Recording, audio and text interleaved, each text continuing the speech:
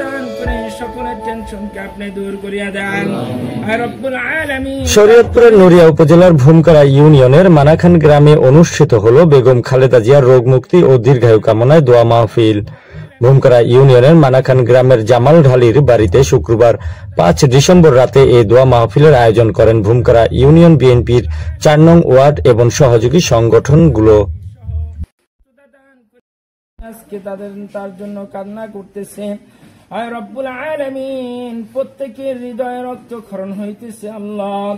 দল এবং দলের বাহিরে সকলের আত্মা আজকে নারাজ হয়েছে আল্লাহ। দোয়া মাহফিলে বিএনপির নেতাকর্মী সহ স্থানীয় অসংখ্য ধর্মপ্রাণ মানুষ অংশ নেন। বেগম খালেদা জিয়ার দ্রুত রোগ মুক্তি এবং দীর্ঘায়ু কামনা করে বিশেষ মোনাজাত করা হয়। এ সময় উপস্থিত ছিলেন উপজেলা যুবদলের সাধারণ সম্পাদক মাহবুবুর রহমান খোকন, সহসভাপতি খান মোহাম্মদ নেসারউদ্দিন, সাংগঠনিক সম্পাদক শফিকুল ইসলাম শান্ত, সহসভাপতি এস এম রুবেল, যুগ্ম সাধারণ সম্পাদক মামুন লস্কর, মনির ব্যাপারী, জামাল ঢালি, শওকত হাওলাদার সহ সহযোগী সংগঠনের নেতৃবৃন্দরা এ সময় উপস্থিত ছিলেন। দোয়া মাহফিল সফলভাবে সম্পন্ন হওয়ায় আয়োজকরা সকলকে ধন্যবাদ জানান।